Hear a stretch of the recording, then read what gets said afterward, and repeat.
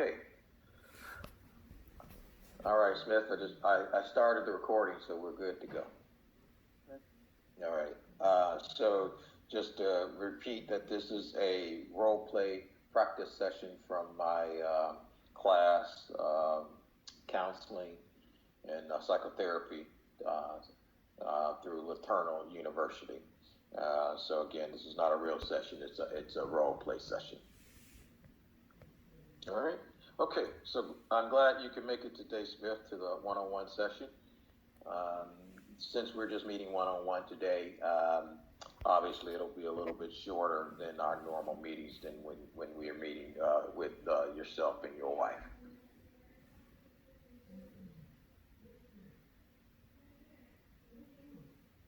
Okay? No problem. God bless you. Thank you. All right. So how are you doing? I'm fine. Good. So last week when we met, you shared that you're starting a new business, and this new business was going to allow you to spend more time at home. And obviously, your wife Veronica seemed really excited about that. So how did you come to the decision on that? Well, I came to the decision that I've been on the road for quite a while, over 20 years now, so it's just time to reel it in. So I made the decision, especially Okay. for family, Uh-huh. time to just reel it in and really see what's going on around here as well. Okay. So tell me, how do you think you'll feel about being home more? Uh, Probably I like it a little bit better. You know, it's tough being on the road, Okay. especially when you're the only one on the road. No, I'm not the only one on the road, it's the only one in the truck. Right. Got you. Okay. All right. So last week, was there anything that you did significantly to support your wife at home while you were going through this transition? Uh, yeah, I guess I was a little bit more acclimated at doing things around the house, you know, yard, lawn, things of that nature. Okay. Garbage taken out. I even helped wash dishes. Yeah. All right. Okay. All right. So, what are your thoughts on the support that you gave to your wife? That was a great feeling, you know, that I'm able to help, and I'm quite sure she appreciated the help. Okay. Good. All right. So, if you recall, one of the things that I had asked you guys to do last week was to kind of write down if this problem was between you guys were over. How would you know it was over if you went to sleep at night and got up in the morning? That was the homework assignment. So have you had an opportunity to complete that homework assignment? Yeah. Okay. And after I went over it and I thought about it. Like I said, I wrote it down. I figured, and I took the time that I was on the road driving and the time I took away from being home. Okay. And I see that as it was just better for everyone concerned, because now I'm spending more time with family instead of being on the road, stuck in somebody's diner, home cooking, you know, that nature. so And I spend more time with the family, the daughter, the wife. It all works out. So. okay. So tell me, what does spending more time with the wife look like for you? Just time to get reacquainted with one another. You know, because being on the road, I guess you get separated from one another because you're on the road so much. Okay. Not that we don't love each other, but you know, you're just not around as much because you're on the road doing what you have to do. All right. In that respect, more time to spend with my wife and my children. Sure. So can you go deeper and tell me, spending more time with your wife, one, what does that look like? What are you doing? And then, how do you make that transition? What types of thought changes are you having to make to do that? Well, it's taking a little getting used to, but the transition that it's fairly easy because now Okay. I get to go out and we can sit down and talk with one another. We can go out on dinner dates, Okay. date nights, things like that. You know, Mhm. we can get acquainted with each other from from time past, Okay. reconnect with each other. So Okay. we can help each other all over again. Sure. All right. So one of the things that you guys discussed while we were in our initial meeting, obviously, was the behavior that was going on with your daughter, Lindsay, and your wife had one view on it, and you had another view on it. What have you done specifically now that you've had time to deal with that? I've sat down and I've talked to Lindsay personally, and by her being at the age that she is, I think I understand where she's coming from because I wasn't at home. She was missing that father figure at home, so she's been a little bit more rebellious than she probably should have been and taking out on her mother. Sure. Okay. And So, that's the situation. So, we're just taking it one day at a time right now, one step at a time, just working with it so she can work with her mother as well.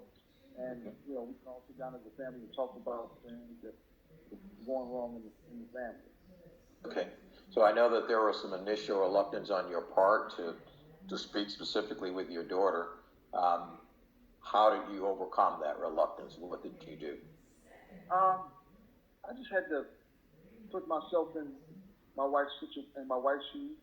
Okay. And if that was me, how would she react and what would she do? Sure. So I just did that and just reversed it and did it that way. Okay. All right. Okay. And so now that you've had this conversation with Lindsay, tell me, was there any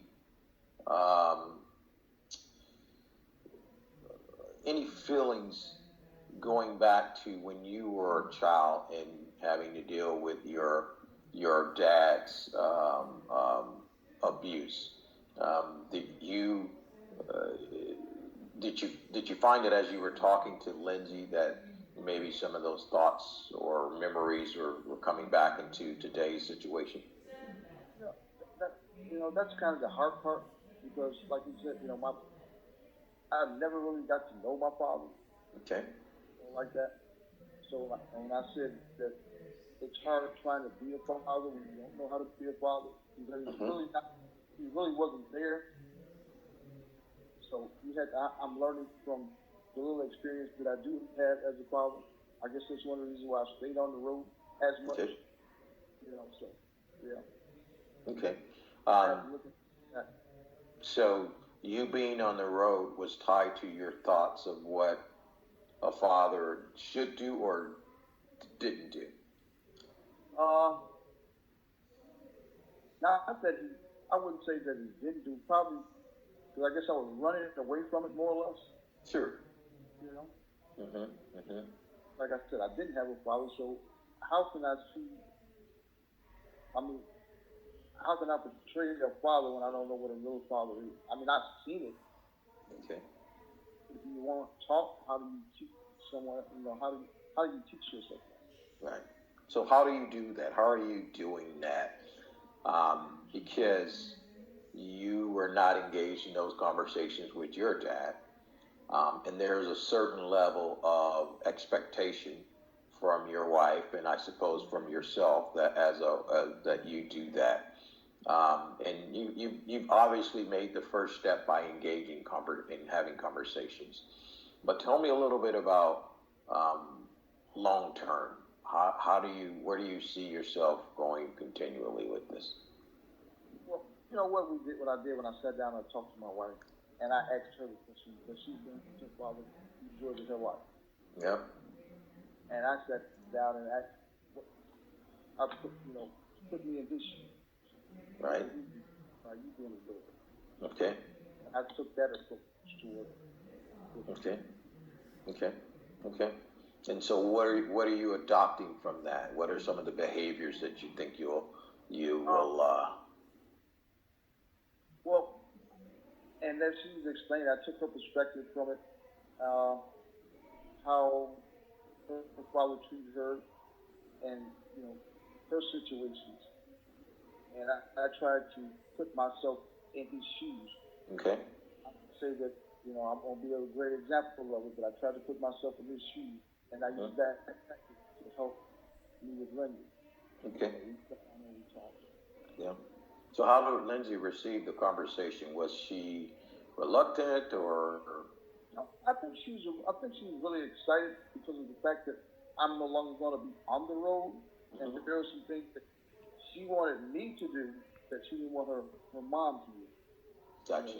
She was that father figure to, like I said, because she's getting ready to go off to college now, and she wanted that father figure to be around to Okay, support her in that. okay, okay. So do you feel any um, how does that make you feel that she wanted you to do certain things that she didn't want her mom to feel? It made me feel good because it, it showed me that even though I didn't know how to be a father, I was learning to be a father. Okay, I was stepping up to the plate. okay, Not doing it to myself, but I was doing the right things. I was gotcha. walking. Okay, okay. Did you feel like perhaps you were taking on more responsibility because of her wanting specifically you to do it, or No, I didn't think it was more responsibility. I think it was my choice, to yes? do the things that because she's my daughter, and Okay, I needed to be there for to show her that the love and affection that she needed, that she had been missing for, say, the last 19, 20 years. Okay, that she's on her way to college now, so she's been missing that for what 17, 18 years now. hmm okay, all right. So you've had a lot of changes over the last week. Being home more, being more engaged with Lindsay. Um, Tell me how are you thinking about that? I mean, overall, do you feel like it's a lot to manage, or are you Right now, I'm just gonna have to take it a day at a time. I'm being realistic. I don't know where it's going or how far it's going or how it's going to work. But if I take it a day at a time and I put God first, I think we'll work it out. It'll work out. It'll work out itself. okay? Good. So taking it a day at a time. Are there certain things each day that you would want to accomplish? Of course, Okay. I want to accomplish Now, that. before you answer that, one of the things that I would like for you to do is to this will be your homework assignment is to think about those things, right?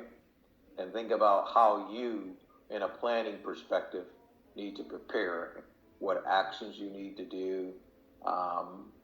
If there are bumps in the road, how do you deal with those?